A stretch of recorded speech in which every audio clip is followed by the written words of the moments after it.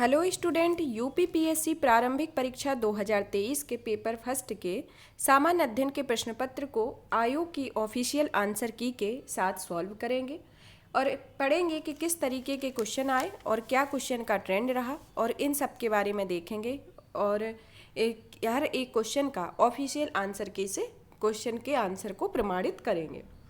चलिए तो स्टार्ट करते हैं और देखते हैं। ये इसमें दिया गया था कि 150 क्वेश्चन आते हैं जिसमें 4 विकल्प होते हैं और इसमें 1/3 माइनस मार्किंग होती है। इसमें ये स्पेशलिटी है यूपीपीसीएस में कि 150 क्वेश्चन 1/3 माइनस मार्किंग। अब आता है क्वेश्चन। इसमें पहला क्वेश्चन आता है कि निम्नलिखित में से कौन सा संविधान के सही सुमेलित नहीं है। इसमें पहला क्वेश्चन आया था जिसमें ऑप्शन ए आया था कि संघ राज्य क्षेत्र भाग 8 में। ऑप्शन बी आया था अनुसूचित एवं जनजाति क्षेत्र के भाग 10 में। ऑप्शन सी अधिकरण भाग 11 में और राजभाषा आया था 8 में। तो इसके अंतर्गत उत्तर कौन सा है? इसमें अधिकरण सुमेलित नहीं है जो संविधान के भाग 14 के अंतर्गत आता है और जो ये सब है जो ये जो सभी है ये सभी सुमेलित है, लेकिन जो अधिकरण है वह संविधान के भाग 14 में आता है, ना कि 11 में। अब आता है क्वेश्चन की सूची 1 और 2 को सुमेलित कीजिए और सूचियों के नीचे दिए गए कूट से सही उत्तर को चुनिए। तो इसमें सूची को चुनना था कि इसमें कौन सा अनुच्छेद किसके अंतर्गत दिया गया है। जिसमें अनुच्छेद के बारे में दिया गया है कि अनुच्छेद 324 किसके अंतर्गत है, अनुच्छेद 315, अनुच्छेद 280 और अनुच्छेद 338। जिसमें अनुच्छेद 324 दिया गया है किसके अंतर्गत आता है, निर्वाचन आयोग के अंतर्गत आता है। अनुच्छेद 315 लोक सेवा आयोग के अंतर्गत आता है। अनुच्छेद 280 वित्त आयोग के अंतर्गत आता है और अनुच्छेद 338 राष्ट्रीय अनुसूचित जाति आयोग के अंतर्गत आता है। तो इसके साथ ही इसका ऑप्शन कौन सा होगा? बी सही होगा कि ए का चौथा और बी का तीसरा, सी का दूसरा और डी का पहला है। इस तरीके से इसका दूसरा आंसर होगा। अब आता है तीसरा क्वेश्चन। तीसरा क्वेश्चन में आता है कि निम्नलिखित घटनाओं पर विचार कीजिए और इनमें सही कालानुक्रम को व्यवस्थित कीजिए कि सबसे पहले से लेकर आखिरी तक के बारे में। जिसमें पहला आता है कि प्रारूप समिति की नियुक्ति हुई पहले, कि भारतीय संविधान को अंगीकृत व अधिनियमित किया गया, भारतीय संविधान के प्रवृत्त होने की तिथि और संविधान की प्रथम बैठक के बारे में। तो इसमें से कौन सा के सही कालानुक्रम में लगाना है? तो इसके साथ ही इसका उत्तर होगा डी कि पहले नंबर पर संविधान की प्रथम बैठक हुई, फिर उसके बाद प्रथम बैठक के बाद प्रारूप समिति की नियुक्ति की गई, उसके बाद फिर भारतीय संविधान को अंगीकृत अधिनियमित किया गया, फिर तीसरे नंबर पर भारतीय संविधान के प्रवृत्त होने की तिथि रही जो 1949 में रही, 26 नवंबर 1949 में। अब आता है क्वेश्चन आता है कि नीचे 2 कथन दिए गए हैं जिनमें कथन 1 और कथन 2 को दिया गया है। अभिकथन कहता है कि किसी राज्य की सीमा बदलने की सिफारिश राष्ट्रपति संसद को देता है और इसके लिए राष्ट्रपति संबंधित राज्य के विधानमंडल द्वारा उस प्रस्ताव पर विचार एक खास अवधि के भीतर प्राप्त करते हैं। कारण दिया गया है कि राष्ट्रपति को उस राज्य विधानमंडल की प्रस्ताव मानना अनिवार्य नहीं है। तो इसमें नीचे दिए गए कूट में से लिखना है कि इसमें कौन सा सही है। इसमें उत्तर होगा इसका कि ए और आर दोनों सही है, आर ए की व्याख्या नहीं करता है, तो इसके साथ ही इसका उत्तर बी नहीं होगा। अब आता है क्वेश्चन 5th नंबर के कि भारत के उपराष्ट्रपति के निर्वाचन जिसे सर्वोच्च न्यायालय द्वारा शून्य घोषित किया गया है के संदर्भ में कौन सा कथन सही है। ऑप्शन ए कथन 1 आता है कि उपराष्ट्रपति के रूप में इस प्रकार की घोषणा से पूर्व उसके द्वारा किए गए कार्यविधि मान्य होते हैं। दूसरा आता है कि उपराष्ट्रपति के रूप में इस प्रकार की घोषणा होने के दिन उसके द्वारा किए गए कार्यविधि मान्य नहीं होते हैं। तो नीचे दिए गए कूट में सही उत्तर का चयन किए जाने के संदर्भ में आता है कि इसका उत्तर कौन सा होगा। ऑप्शन ए सही है कि उपराष्ट्रपति के रूप में इस प्रकार की घोषणा पूर्व उसके द्वारा कार्यविधि मान्य होंगे। तो इसके साथ ही 5th का आंसर होगा पहला। अब आता है लोकसभा की पहली महिला स्पीकर कौन रही हैं। तो लोकसभा की पहली महिला स्पीकर मीरा कुमार रही हैं। फिर नेक्स्ट क्वेश्चन आता है कि निम्नलिखित युग्मों में से कौन सा युग्म के विषय में सही नहीं है। तीसरी अनुसूची शपथ और प्रतिज्ञान के रूप में, 8वीं अनुसूची भाषाओं में, 9वीं अनुसूची राज्यसभा में स्थानों में आवंटन में और 10वीं अनुसूची दल बदल परिवर्तन के आधार पर। तो इसमें ऑप्शन सी होगा वो गलत होगा कि राज्यसभा में स्थानों में आवंटन के लिए दूसरी अनुसूची को दिया गया है। फिर आता है भारतीय संविधान के प्रारंभ में किस अवधि के लिए सभी सरकारी उद्देश्यों हेतु अंग्रेजी भाषा के उपयोग के लिए अनुमति प्रदान की गई है। कब तक के लिए? 15 वर्ष के लिए अनुमति प्रदान की गई है। फिर आता है नीचे दी गई कथनों एवं कारणों के बारे में बताइए। इसमें कथन कहता है कि राष्ट्रपति संसद का भाग होता है। कारण है कि संसद के दोनों सदनों द्वारा पारित राष्ट्रपति की सहमति के बिना कानून बन सकता है। इसमें ए और आर दोनों सत्य हैं, किंतु आर ए की व्याख्या नहीं है। इसमें ए और आर दोनों सत्य नहीं है और आर ए की सही व्याख्या करते हैं। और ऑप्शन सी आता है कि ये सत्य है, आर गलत है। और ऑप्शन डी आता है ए गलत है किंतु आर सही है। तो इसमें ऑप्शन बी होगा कि ए आर दोनों सत्य है, आर ए की व्याख्या करता है। फिर आता है संघ वित्त आयोग के संदर्भ में। संघ वित्त आयोग के संदर्भ में निम्नलिखित कथनों में से कौन सा कथन सही है। ऑप्शन ए आता है कि वित्त आयोग के एक अध्यक्ष और 6 सदस्य होते हैं। दूसरा आता है कि अपना प्रतिवेदन नीति आयोग को प्रस्तुत करता है। तो इसमें से इसका जो दूसरा जो कथन है उसमें से दोनों कथन इसके गलत हैं, जिसमें पहला कथन है जो क्या कहता है कि पहले कथन में इसमें एक सदस्य के साथ 4 अन्य सदस्य होते हैं और इसका प्रतिवेदन ये नीति आयोग को प्रदान नहीं करता है। तो इसके साथ ही इसका उत्तर होगा ऑप्शन डी। इसका उत्तर होगा कि ना तो एक सही है ना तो दो। अब आता है नीचे उच्च न्यायालय को मौलिक अधिकारों के हनन रोकने के रिट जारी करने की शक्ति के संदर्भ में 2 कथन दिए गए हैं। पहला, उच्चतम न्यायालय को यह शक्ति प्रदान है कि वह बंदी, प्रत्यक्षीकरण, परमादेश, प्रतिषेध, अधिकार परीक्षा, प्रेषण रिट जो भी मूल अधिकारों को लागू करने के लिए समुचित हो उस रिट का प्रयोग कर सकती हो। और दूसरा आता है कि संसद को यह अधिकार है कि वह कानून बनाकर किसी अन्य न्यायालय को अपनी आधिकारिक स्थानीय सीमाओं के भीतर उच्चतम न्यायालय को दी गई इन शक्तियों का प्रयोग कर सकता है। तो उपरोक्त में से कौन सा कथन सही है। तो इसमें से इसका होगा ऑप्शन इसका एक सही होगा कि इसमें 1 और 2 दोनों कथन ही सही हैं। अब आता है भारत के महान्यायवादी के संदर्भ में। महान्यायवादी के संदर्भ में कौन सा कथन सही है। ऑप्शन ए कथन आता है पहला, महान्यायवादी के पद पर ऐसे व्यक्ति की नियुक्ति होगी जो कि उच्चतम न्यायालय का न्यायाधीश नियुक्त होने के लिए अर्हित हो। और दूसरा आता है कि महान्यायवादी को उसके पद से उसी प्रक्रिया से हटाया जा सकता है जैसे उच्चतम न्यायालय के न्यायाधीश को। तो इसके संदर्भ में इसका उत्तर क्या होगा। इसके संदर्भ में ऑप्शन ए का दिया गया है, ऑप्शन में केवल 1 होगा, ऑप्शन बी में केवल 2 सही होगा और ऑप्शन सी में दोनों ए और 2 दोनों सही होंगे और ऑप्शन डी में ना तो 1 सही होगा ना तो 2। तो इसके अंतर्गत उत्तर आता है ऑप्शन ए सही होगा। अब आता है 13वें नंबर का क्वेश्चन कि भारत के एक राज्य में विधान परिषद के गठन के संदर्भ में कौन सा कथन सही है। कथन पहला आता है कि विधान परिषद में उस राज्य की विधानसभा कुल सदस्य संख्या के 1/3 से अधिक संख्या नहीं हो सकती। दूसरा आता है कि एक राज्य की विधान परिषद में कम से कम 40 सदस्य होने अनिवार्य होते हैं। तो इसमें क्या है, इसमें ऑप्शन दोनों कथन इसके सही हैं कि कम से कम 40 सदस्य होने चाहिए और 1/3 से अधिक सदस्य नहीं हो सकते। अब नेक्स्ट क्वेश्चन आता है कि संसद में उत्तर प्रदेश के प्रतिनिधित्व के संदर्भ में निम्नलिखित में से कौन सा कथन सही है। इसमें से पहला कथन आता है कि राज्यसभा के लिए 31 सीटों का आरक्षण आवंटित है। दूसरा आता है लोकसभा के 80 सदस्य उत्तर प्रदेश के निर्वाचित होते हैं। तो इसके अंतर्गत दोनों कथन इसके सही है, तो इसमें ऑप्शन सी आएगा। अब आता है संसद के सचिवालय के संदर्भ में निम्नलिखित कथनों में से कौन सा कथन सही है। कथन 1, संसद के प्रत्येक सदन के सचिवालय के लिए समृद्ध पदों को सृजित किया जा सकता है। दूसरा आता है कि संसद को अपनी किसी भी सदन के सचिवालय स्टाफ की सेवा शर्तों को विनियमित करने का अधिकार है। तो इसके अंतर्गत इसका ऑप्शन जो होगा इसके अंतर्गत ऑप्शन इसका सी आएगा।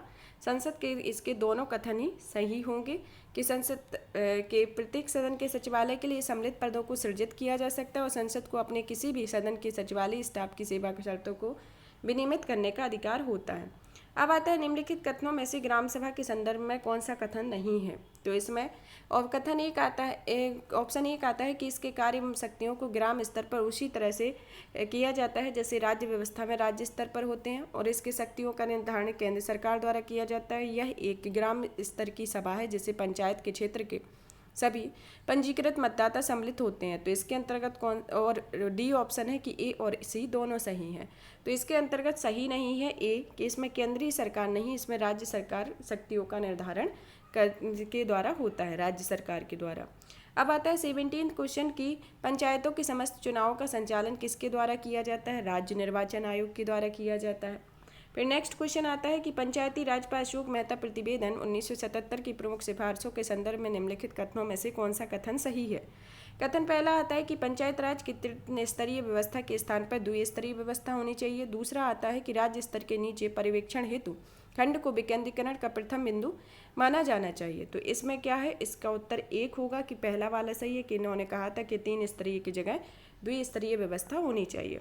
अब आता है 19 क्वेश्चन कि सर्वोच्च न्यायालय के एक न्यायाधीश का त्याग पत्र संबोधित होता है। किसको ये त्याग पत्र संबोधित होता है? राष्ट्रपति को त्याग पत्र संबोधित होता है। फिर नेक्स्ट क्वेश्चन आता है कि निम्नलिखित में से कौन सा भारतीय संविधान के अनुच्छेद का हिस्सा 20 का हिस्सा नहीं है? वह ऑप्शन ए स्वयं अपने विरुद्ध साक्षी, ऑप्शन बी दोहरे दंड की धारा होने से निषेध, ऑप्शन सी यातना के विरुद्ध निषेध और ऑप्शन डी कार्योत्तर विधि। तो इसके अंतर्गत आता है ऑप्शन सी यातना के विरुद्ध निषेध, ये इसका नहीं भाग है और इसमें 3 इसके भाग है। अब आता है इसमें कि 21वां क्वेश्चन आता है कि निम्नलिखित में से कौन सा प्रावधान नीति निर्देशक तत्व तथा मौलिक कर्तव्य दोनों का एक भाग होता है? तो इसके अंतर्गत इसका पर्यावरण के संरक्षण जो होते हैं वह नीति निर्देशक तत्व और मौलिक कर्तव्य दोनों के भाग होते हैं। संसद की संयुक्त बैठक के संदर्भ में निम्नलिखित कथनों में से कौन सा कथन सही है? कथन एक है कि अनुच्छेद कुछ दशाओं में संसद की दोनों सदनों की संयुक्त बैठक की प्रावधान करता है। दूसरा आता है कि दोनों सदनों की संयुक्त बैठक की अध्यक्षता स्पीकर के द्वारा की जाएगी। तो इसके कथन में ऑप्शन बी इसका दूसरा सही है कि संयुक्त बैठक की अध्यक्षता स्पीकर द्वारा की जाती है। फिर नेक्स्ट क्वेश्चन आता है कि प्राचीन काल के में भारत पर आक्रमण के संदर्भ में निम्नलिखित कथनों में से कौन सा सही है? इसमें से ऑप्शन ए इसका सही होगा कि सबसे पहले यूनानी आए, फिर शक आए, फिर कुषाण आए। तो ऑप्शन ए सही होगा। फिर आता है 24 क्वेश्चन की मिलिंद फनो राजा मिलिंद और एक बौद्ध भिक्षु के मध्य संवाद है। वह भिक्षु थे या भिक्षु नागसेन थे। तो इसके साथ ही इसका उत्तर होगा ऑप्शन सी। फिर आता है चरक संहिता कितने अध्यायों और खंडों में विभाजित है? इसके तहत इसका उत्तर होगा ऑप्शन ए कि इसमें 120 और 8 खंडों में यह विभाजित है। 120 अध्याय और 8 खंड में। अब आता है वैदिक कालीन प्रशासन में भागदूह कौन सी अधिकारी था? भागदूह कौन सा अधिकारी था? इसे राजस्व जमा करने वाला अधिकारी था। तो इसके अंतर्गत ऑप्शन डी सही होगा। अब आता है सूची 1 और 2 को सुमेलित कीजिए जिसमें पुरातात्विक स्थल और वर्तमान स्थल को बताया गया है। जिसमें नेवासा, ईसमपुर, डीडवाना, गुडियम गुफा बताए गए हैं। जिसमें नेवासा कहाँ पर है? यह महाराष्ट्र में है। फिर ईशमपुर कर्नाटक में है। डीडवाना जो है वह राजस्थान में है और गुडियम गुफा वह तमिलनाडु में है। तो इसके साथ ही इसका उत्तर आएगा ऑप्शन ए इसका सही होगा। फिर आता है नेक्स्ट क्वेश्चन कि निम्नलिखित में से कौन हड़प्पा संस्कृति के पूर्वी सीमांत का निर्धारण करता है? तो ये आलमगीरपुर पूर्वी सीमांत का निर्धारण करता है। तो ऑप्शन बी सही होगा। अब आता है पुराणों के संदर्भ में निम्नलिखित में से कौन सा कथन सही है? विष्णु पुराण से मौर्य वंश की जानकारी मिलती है। दूसरा कथन आता है कि वायु पुराण गुप्त वंश की शासन व्यवस्था पर प्रकाश डालता है। तो इसके साथ ही इसका उत्तर होगा ऑप्शन सी। दोनों इसके कथन सही हैं। फिर नेक्स्ट क्वेश्चन आता है कि निम्नलिखित में से कौन सा युगम या दर्शन या प्रचारक सही सुमेलित हैं? इसमें न्याय गौतम मतलब ऑप्शन सी वह सही और ये 3 गलत हैं। फिर नेक्स्ट क्वेश्चन आता है कि कैप्टन हॉकिंस के संदर्भ में निम्नलिखित कथनों में से कौन सा सही है? इसके अंतर्गत पहला आता है कि वह 1611 में जेम्स फर्स्ट के दूत के रूप में भारत आया। दूसरा वह तुर्की भाषा का बहुत अच्छा ज्ञाता था। तो इसमें ना तो एक सही है ना तो दूसरा सही है। तो इसके साथ ही ऑप्शन डी इसका सही होगा। अब आता है 32 क्वेश्चन आता है इसका कि खरीदादार कौन होते हैं? खरीदादार होते हैं वह फरमानों को भेजने वाला अधिकारी होता है। खरीदादार जो होता है फरमानों को भेजने वाला अधिकारी। इसके साथ ही ऑप्शन ए इसका सही होगा। फिर आता है 33 क्वेश्चन की सूची 1 और 2 को सुमेलित कीजिए और उसमें कूट को सही तरीके से लिखिए। जिसमें मिरात सिकंदरी, बुरहान मासिर, रियाज उस सलातिन, रियाज उलन शाह। जिसमें विषय है बंगाल का इतिहास, बहमनी के अहमदनगर का इतिहास, महमूद गबा के पत्रों का संग्रह और गुजरात विजय। तो इसके साथ ही इसका उत्तर होगा ऑप्शन ए कि जिसमें पहले का चौथा, बी का दूसरा और सी का पहला, डी का तीसरा होगा। तो ऑप्शन ए इसके साथ सही आएगा। फिर आता है 34 क्वेश्चन की निम्नलिखित में से सही सुमेलित कीजिए। इसमें इल्तुतमिश रजिया के पिता। दूसरा आता है शाह तुर्कन इल्तुतमिश की पत्नी। ऑप्शन सी आता है हमीदा बानो बेगम अलाउद्दीन खिलजी की पत्नी और ऑप्शन डी गुलबदन बेगम बाबर की पुत्री। तो इसका उत्तर होगा ऑप्शन सी हमीदा बानो बेगम अलाउद्दीन खिलजी की पत्नी नहीं सुमेलित है और ये सभी सुमेलित हैं। अब आता है निम्नलिखित पेशवाओं के शासनकाल के बारे में लगाना है। पेशवाओं के शासनकाल के बारे में लगाना है तो सबसे पहले है इसमें बालाजी विश्वनाथ, फिर बालाजी राव फर्स्ट, फिर थर्ड आता है नारायण राव, फोर्थ आता है माधवराव फर्स्ट। तो इसके अंतर्गत इसका उत्तर होगा ऑप्शन डी पहला, दूसरा, चौथा, तीसरा। इसके अंतर्गत ऑप्शन डी सही आएगा। फिर आएगा निम्नलिखित में से कश्मीर के किस शासक ने जजिया और गौ हत्या को समाप्त किया? तो इसके अंतर्गत ऑप्शन सी सही होगा। जैनुल आबिदीन जो है उन्होंने जजिया और गौ हत्या को समाप्त किया। फिर नेक्स्ट क्वेश्चन आता है कि कौन फिरोज शाह तुगलक के नगर कोट के अभियान के दौरान संग्रहित 300 संस्कृत पुस्तकों का अनुवाद किया? इसके अंतर्गत आता है option A Azizuddin Khan, A option A इसका सही होगा। फिर आता है संगीत की टप्पा शैली को निम्नलिखित में से कुछ मुगल सम्राट दरबार में परिष्कृत एवं विकसित किया गया। यह मोहम्मद शाह के समय में किया गया, इसका ऑप्शन डी होगा। फिर आता है निम्नलिखित में से कौन सी कवित्री पुस्तक सही सुमेलित नहीं है। इसमें से गंगाबाई, गणेश देवलाली ये सुमेलित नहीं और तीनों सही है। कि दयाबाई, विनय मल्लिका, सहजोबाई, सहज प्रकाश, सोन कुमारी, स्वर्ण बेली की कविता, ये तीनों सही हैं और जो इसका ऑप्शन सी है वो गलत है, गंगाबाई गणेश देव के संदर्भ में। अब आता है निम्नलिखित में से कौन सा एक सही सुमेलित नहीं है। ऑप्शन ए बैरकपुर 29 मार्च 1857, ऑप्शन बी मेरठ 10 मई 1857, ऑप्शन सी लखनऊ 4 जून 1857 और झांसी 11 मई 1857। तो इसमें से ऑप्शन डी सही नहीं है और ये सभी सही हैं। अब आता है 1918 के संयुक्त प्रांत किसान सभा का गठन निम्नलिखित में से किस नेताओं ने किया। तो इसके साथ ही इसका उत्तर होता है ऑप्शन बी इंद्र नारायण द्विवेदी ने। अब आता है निम्नलिखित में से कौन सा संगठन दिल्ली में वायसराय लॉर्ड वार्डिंग पर बम फेंकने के लिए उत्तरदायी था। तो इसमें अनुशीलन समिति जो थी वह वायसराय पर बम फेंकने के लिए जिम्मेदार थी, तो ऑप्शन सी सही होगा। अब आता है नेक्स्ट क्वेश्चन कि निम्नलिखित में से किस अधिनियम द्वारा 120 सदस्यों वाले चैम्बर ऑफ प्रिंसेस की व्यवस्था की गई। तो इसके साथ ही इसका उत्तर होगा 1919 के 1919 में किया गया। फिर नेक्स्ट क्वेश्चन आता है कि ई.वी. रामास्वामी नायकर के संदर्भ में निम्नलिखित कथनों में से कौन सा सही है। कथन एक है उन्होंने असहयोग आंदोलन में हिस्सा लिया, कथन दूसरा है उन्होंने 1925 में कांग्रेस छोड़ दी। तो इसके अंतर्गत इसका उत्तर होगा ऑप्शन सी कि इसमें दोनों ही सही हैं। फिर आता है नेक्स्ट क्वेश्चन कि नेताजी सुभाष चंद्र बोस द्वारा आज़ाद हिंद फौज के हिस्से के रूप में गठित महिला रेजिमेंट का क्या नाम था। तो इसमें रानी झांसी रेजिमेंट इनकी रेजिमेंट का नाम था, तो इसका ऑप्शन बी सही होगा। फिर नेक्स्ट क्वेश्चन आता है कि 1857 में बरेली उत्तर प्रदेश की क्रांति का नेता कौन था। बरेली उत्तर प्रदेश क्रांति का नेता बहादुर खान थे, ऑप्शन बी सही होगा। फिर आता है कालक्रम की दृष्टि से निम्नलिखित घटनाओं में से कौन सी अंतिम है। तो इसमें मोपला विद्रोह हुआ था सबसे लास्ट में 1922 में और ये सभी पहले हुए थे। फिर आता है क्वेश्चन कि निम्नलिखित में से कौन सा स्वतंत्र सेनानी भारत छोड़ो आंदोलन से संबंधित नहीं है। तो इसमें महिला नहीं है स्वतंत्र सेनानी, महिला स्वतंत्रता, इसमें शांति घोष जो है जो इससे संबंधित नहीं है और मातंगरी हजारा, अरुणा आसफ अली, कनकलता बरुआ इससे संबंधित है। अब आता है निम्नलिखित में से कौन सा सही सुमेलित नहीं है। इसमें सही सुमेलित कौन नहीं है। मंजरा गोदावरी, हेमावती कावेरी, मालप्रभा कृष्णा, प्राणहिता महानदी। प्राणहिता जो है गोदावरी की सहायक नदी है, तो इसके साथ ही ऑप्शन डी सही होगा। अब आता है निम्नलिखित में से किस स्थान पर अलकनंदा एवं भागीरथी का स्थान नदी मिलती है। या देवप्रयाग में दोनों मिलती हैं, तो इसके साथ ऑप्शन डी सही होगा। निम्नलिखित में से कथनों में से लेटेराइट मिट्टी के विषय में कौन सा कथन सही है। ऑप्शन ए यह मिट्टी उच्च तापमान एवं भारी वर्षा वाले क्षेत्रों में विकसित होती है। दूसरा आता है कि इस मिट्टी में लोह ऑक्साइड और एल्यूमिनियम की कमी पाई जाती है। तो इसके साथ ही इसका उत्तर होगा ऑप्शन ए कि इसमें पहला वाला सही और दूसरा वाला गलत है। फिर नेक्स्ट क्वेश्चन आता है कि पराबैंगनी विकिरणों को अवशोषित करने वाली ओजोन परत किस वायुमंडलीय स्तर में पाई जाती है। यह समताप मंडल में पाई जाती है, स्ट्रेटोस्फीयर में। फिर नेक्स्ट क्वेश्चन आता है कि निम्नलिखित प्रमुख नदियों एवं उद्गम स्थलों के जोड़े बनाइए, जिसमें पहली यमुना कहाँ से निकलती है, यमुनोत्री से। कृष्णा निकलती है महाबलेश्वर से और गोदावरी नासिक से, महानदी सिंहावा से। तो इसके साथ ही इसका उत्तर होगा ऑप्शन ए इसका सही आएगा। अब आते हैं नीचे दिए गए कथनों में से निम्नलिखित में से कौन सा कथन और कारण है। और कथन है एक है दक्षिण पश्चिम मानसून मौसम के दौरान तमिलनाडु तट पर शुष्क रहता है। कारण आता है कि तमिलनाडु तट बंगाल की खाड़ी के समानांतर स्थित है और दक्षिण पश्चिम मानसून की अरब सागर वृष्टि छाया क्षेत्र में स्थित है।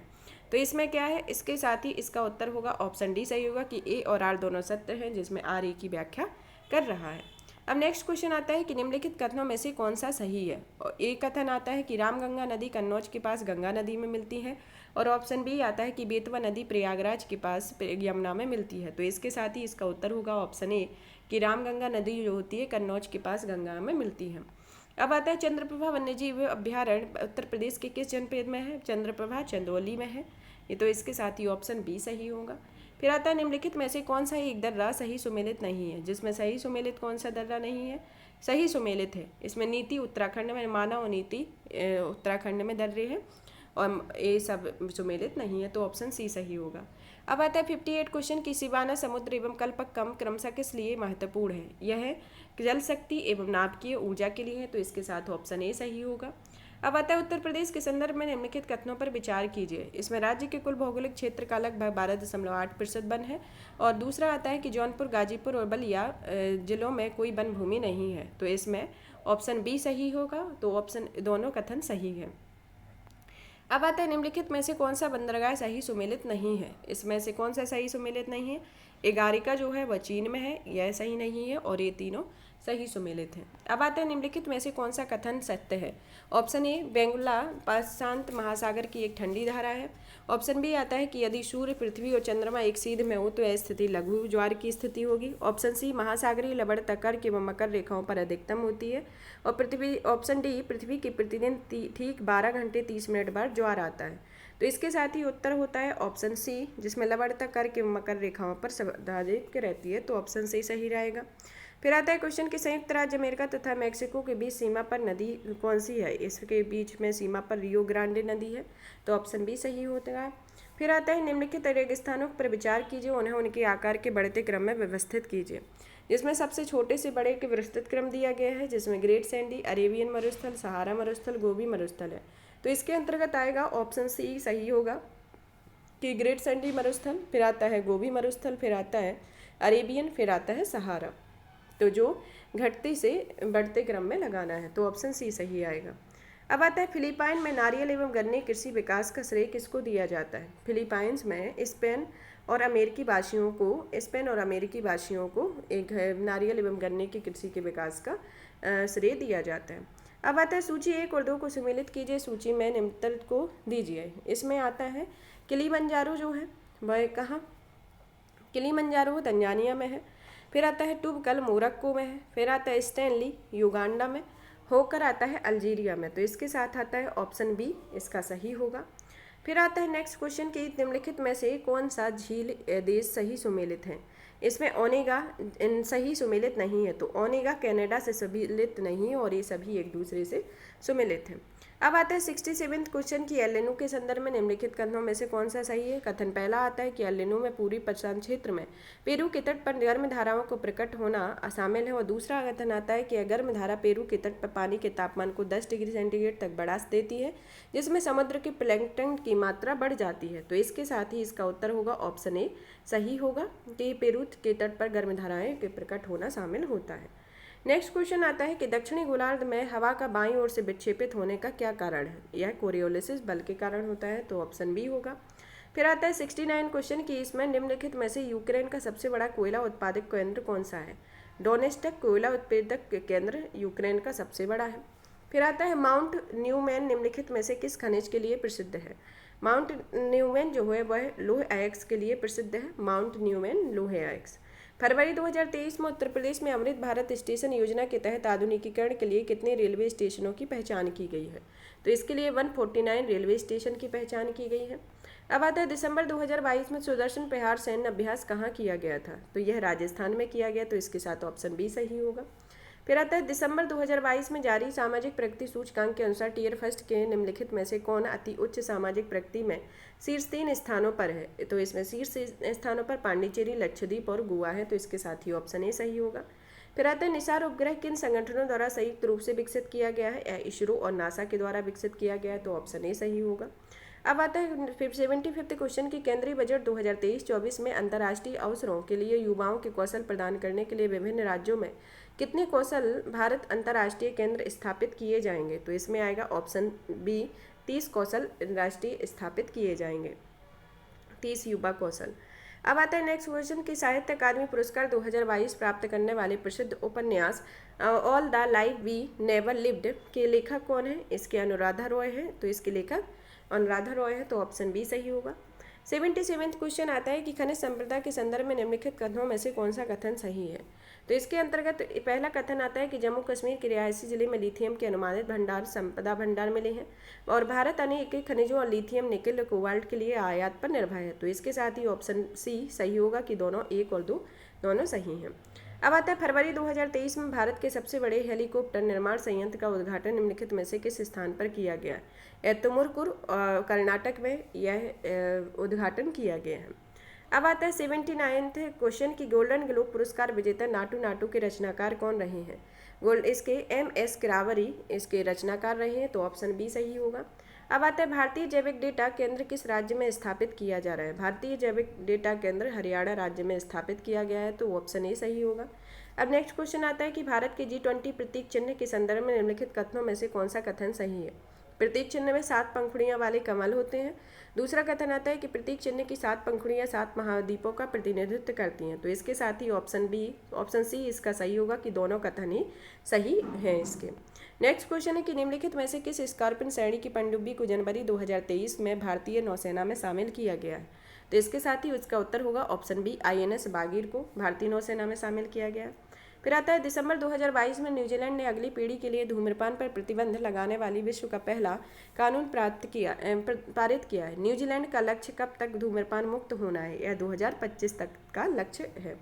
फिर आता है जनवरी 2023 में किस एयरलाइन विमान नेपाल में दुर्घटनाग्रस्त हुआ, तो यह यति एयरलाइन जो है इसमें दुर्घटनाग्रस्त हुआ, तो ऑप्शन डी सही होगा। अब आता है स्पेयर पुस्तक किसने लिखी है। स्पेयर पुस्तक को प्रिंस हैरी के द्वारा लिखा गया है, तो ऑप्शन ए सही होगा। पोप बेनेडिक्ट 16वें जिनका हाल ही में निधन हुआ के संदर्भ में निम्नलिखित में से कौन सा कथन सही है। ऑप्शन ए वह जर्मनी के मूल निवासी थे, और दूसरा कथन आता है कि वह 600 वर्षों में इस्तीफा देने वाले पहले पोप बने, तो इसके अंतर्गत ऑप्शन सी सही होगा कि दोनों कथन इसके सही हैं।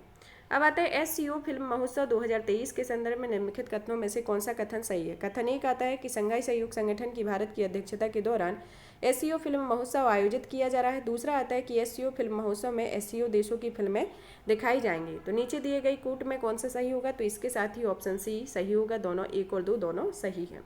अब आता है निम्नलिखित में से किसे जनवरी 2023 में न्यूजीलैंड के प्रधानमंत्री के रूप में चुना गया। इसे क्रिस हेपकिंस को न्यूजीलैंड के प्रधानमंत्री के रूप में चुना गया, ऑप्शन बी सही होगा।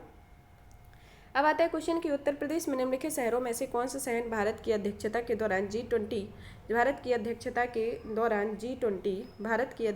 दौरान G20 के 217 में से 11 बैठकों के लिए में शामिल नहीं किया गया है, तो इसमें कानपुर है, जिसमें आगरा, वाराणसी, ग्रेटर नोएडा को शामिल किया गया है, कानपुर को शामिल नहीं किया गया। अब 90 क्वेश्चन आता है कि निम्नलिखित में से कथन और कारण के बारे में कहना है कि कथन कहता है कि फरवरी 2023 में 12 चीतों को दक्षिण अफ्रीका में भारत लाया गया। कारण आता है कि चीतों की आबादी को सुधारना भारत की प्राथमिकता रही है, तो इसके साथ ही इसका ऑप्शन ए सही होगा कि ए और आर दोनों सत्य आर की व्याख्या करता है। अब आता है डीकन विश्वविद्यालय के संदर्भ में निम्नलिखित कथनों में से कौन सा सही है। इसमें कथन एक है कि यह एक स्वतंत्र परिसर के माध्यम से भारत में प्रवेश करने वाला पहला विदेशी विश्वविद्यालय है। दूसरा आता है कि इसे महाराष्ट्र में स्थापित किया जा रहा है, तो इसके अंतर्गत ऑप्शन ए इसका सही होगा कि ऑप्शन ए सही होगा। अब आता है भारतीय मूल के किस व्यवसायी को साउथ वॉक के लंदन बरो का मेयर दूसरी बार चुना गया है, तो इसके अंतर्गत होगा option A B Sunil Chopra को व्यवसायी साउथ वॉक के तहत लंदन बरो के मेयर के रूप में चुना गया है। अब आता है 25 दिसंबर 2022 को निम्नलिखित में से किस देश द्वारा 1 जनवरी 2005 के बाद जन्मे बच्चों के लिए 1 वर्ष की सैनिक सेवा अनिवार्य कर दी गई है। यह ताइवान के बच्चों के लिए ताइवान में इसको लागू किया हुआ है। अब क्वेश्चन आता है कि 2 फरवरी 2023 को निम्नलिखित में से किस देश में केंद्रीय बैंक को अपने करेंसी नोट से ब्रिटिश राजशाही को हटाने की घोषणा की है, तो इसके अंतर्गत ऑप्शन बी इसका सही होगा कि ऑस्ट्रेलिया ने ब्रिटिश राजशाही को हटाने की घोषणा की है। फिर नेक्स्ट क्वेश्चन है कि निम्नलिखित में से किस सिद्ध दोष के आधार पर फरवरी 2023 को ब्रिटिश प्रांत मंत्री ऋषि सुनक द्वारा अपनी सरकार के वित्त मंत्री नदीम जहाबी को हटा दिया गया है। यह टैक्स स्कैंडल के मामले में इनको हटा दिया गया है, तो ऑप्शन सी सही होगा। फिर आता है निम्नलिखित में से कौन सी नोबल गैस नहीं है, तो इसमें एक्टिनियम जो है वह नोबल गैस नहीं है, जिसमें ऑर्गन क्रिप्टन रोडोन एक नोबल गैस है।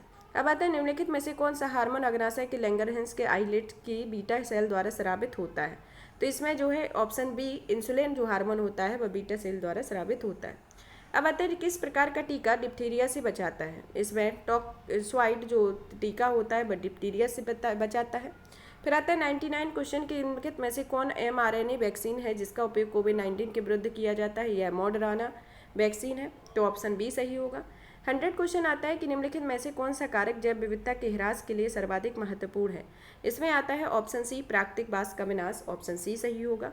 पौधों में जाइलम परिवहन के लिए जिम्मेदार होता है, पौधों में जाइलम परिवहन के लिए ऑप्शन ए मतलब जल सही होता है, जिम्मेदार होता है। फिर आता है गैर पारंपरिक ऊर्जा के वे स्रोत हैं जो एक नवीनीकरणीय होते हैं, तो ऑप्शन बी सही होगा।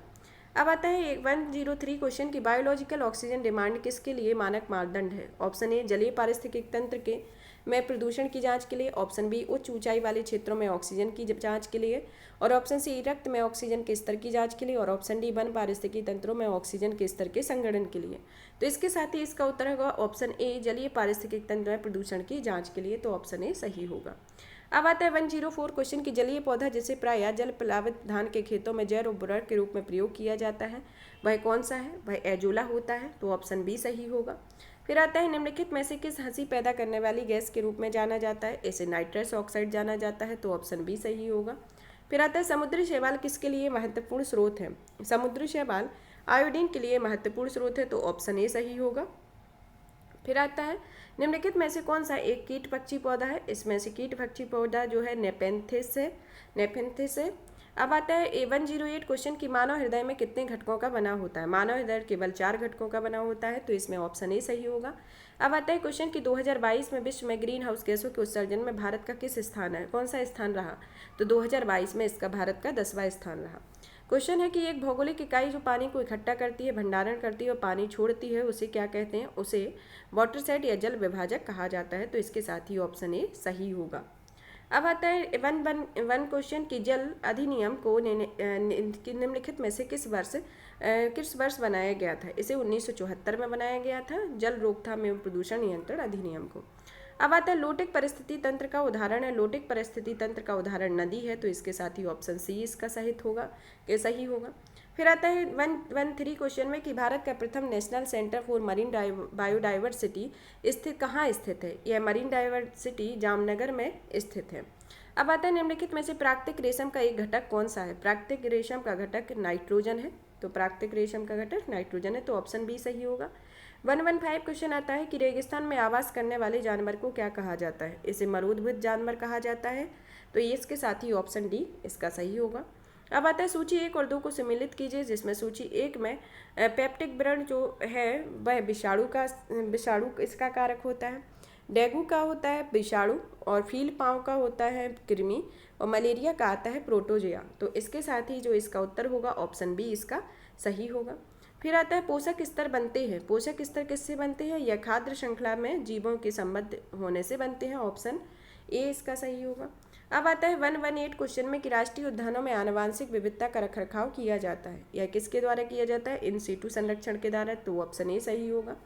फिर आता है भारत में किस भाग में हांगुल नामक हिरण पाया जाता है? तो इसके साथ ही इसका उत्तर होगा ऑप्शन डी, जम्मू कश्मीर में हांगुल हिरण पाया जाता है। 120 क्वेश्चन आता है कि निम्नलिखित में से कौन सा बायोडिग्रेडेबल प्रदूषक नहीं है?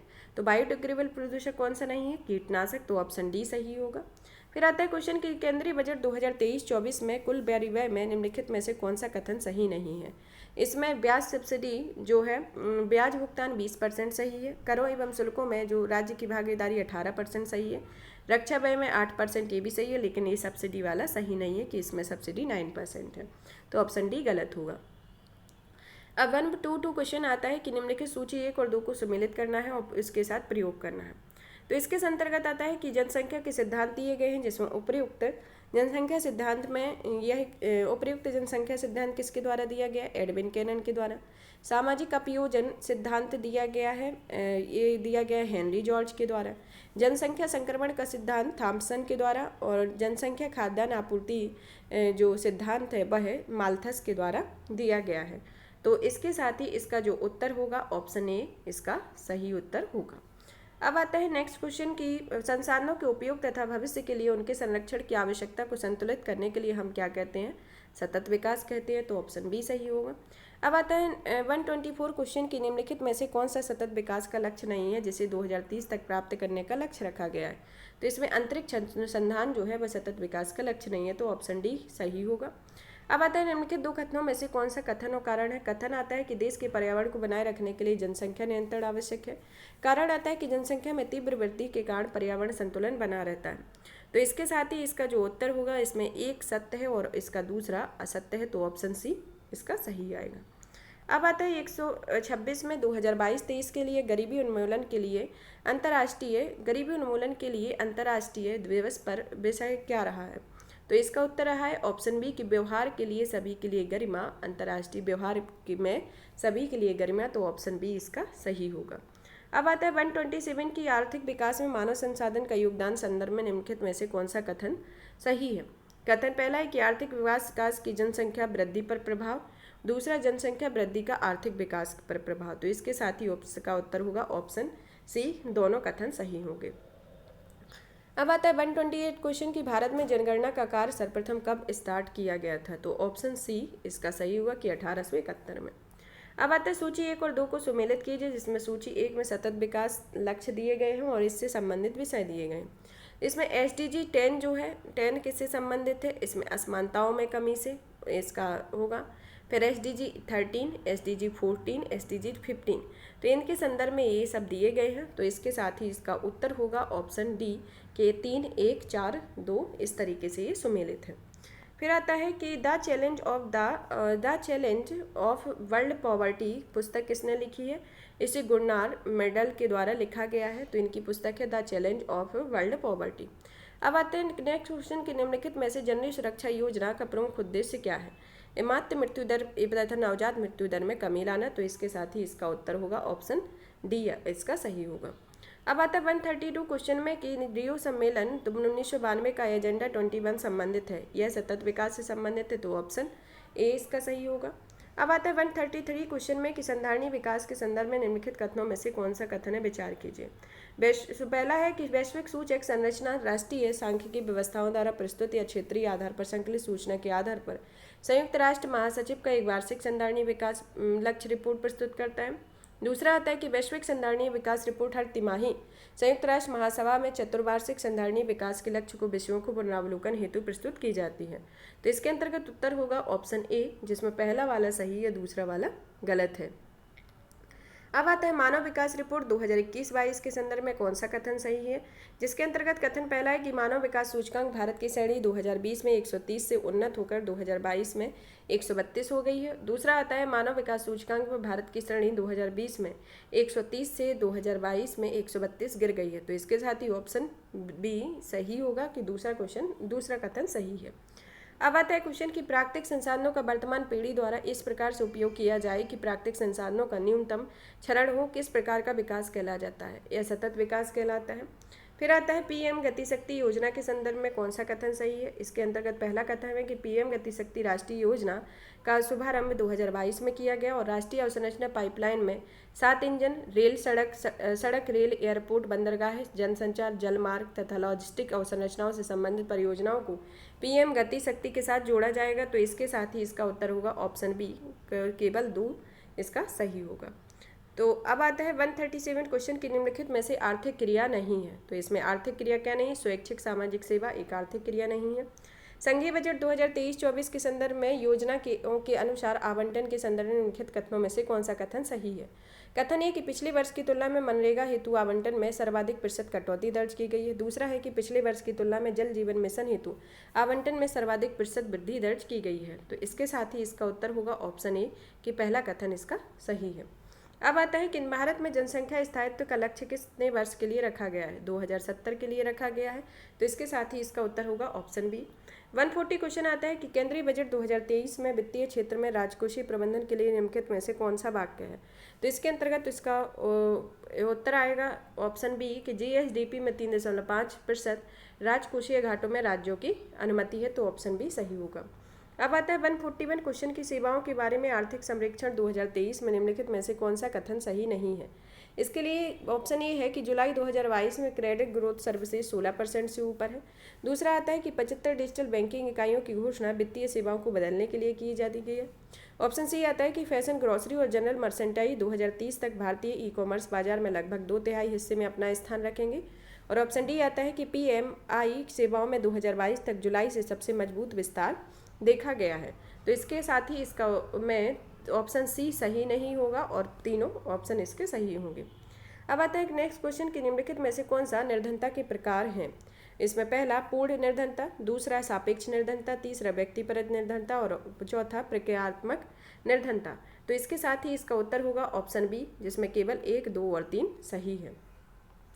अब आता है निम्नलिखित में से कौन सा एक सही नहीं है। इसके अंतर्गत उत्तर होगा ऑप्शन सी, श्यामा प्रसाद मुखर्जी 2015 ये संबंधित नहीं है और सभी संबंधित हैं। अब आता है 144 क्वेश्चन के निम्नलिखित में से ये कौन सी उत्तर प्रदेश से संबंधित योजनाएं हैं। तो उत्तर प्रदेश से संबंधित अनूठी उपहार योजना सिर्फ एक ही योजना है जो उत्तर प्रदेश से संबंधित है और ये 3 योजनाएं नहीं हैं। अब आता है 145 में निम्नलिखित में से कौन सा कार्यक्रम केंद्रीय सरकार का कार्यक्रम नहीं है और यह उत्तर प्रदेश की सरकार की योजना है। यह गंगा एक्सप्रेस वे, इसमें ऑप्शन सी सही होगा। अब आता है from defending to self alliance, यह किसकी पुस्तक है। यह पुस्तक बिमल जालान की है, तो ऑप्शन डी इसका सही होगा। अब आता है निम्नलिखित में से कौन सा विश्व वेटलैंड दिवस के रूप में जाना जाता है। तो ये 2 फरवरी को विश्व वेटलैंड दिवस के रूप में जाना जाता है, तो यह ऑप्शन डी इसका होगा। फिर आता है विश्व सामाजिक संरक्षण रिपोर्ट प्रकाशित की जाती है। विश्व सामाजिक संरक्षण रिपोर्ट को अंतर्राष्ट्रीय श्रम संगठन के द्वारा प्रकाशित किया जाता है। फिर नेक्स्ट क्वेश्चन आता है कि मध्याह्न भोजन योजना को पीएम पोषण योजना में किस वर्ष पुनर्नामित किया गया है। इसे 2021 में पुनर्नामित किया गया। अब आता है कि निम्नलिखित में से कौन सा एक केंद्रीय बजट विभाग 2023-24 अनुमानित आवंटित राशि रुपये सही सुमेलित किए गए हैं, जिसमें कौन सा सही सुमेलित है। इसमें आता है ऑप्शन ए स्वास्थ्य मंत्रालय 89,155 करोड़, ये सही सुमेलित है। यहाँ पर यूपीएससी के प्रारंभिक परीक्षा के क्वेश्चन फिनिश होते हैं, जिनके हमने आयोग की आंसर की द्वारा इसके आंसर को पढ़ा। इसमें से क्या कैसा क्वेश्चन रहा उन सब के बारे में आप पढ़िए, देखिए और ज़्यादा से ज़्यादा शेयर कीजिए, लाइक करें और चैनल को सब्सक्राइब करें। और भी इसी तरीके की वीडियो को देखने के लिए लाइक करें, शेयर करें, सब्सक्राइब करें। धन्यवाद।